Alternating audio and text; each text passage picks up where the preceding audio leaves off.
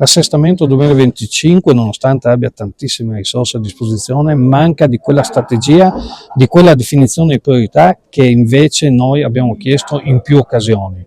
Non c'è nulla sulla povertà, non c'è nulla sul sociale, non c'è nulla su quello che è oggi uno dei temi che le persone, i cittadini anche del Friuli Venezia Giulia sentono di più, quello dell'abitazione.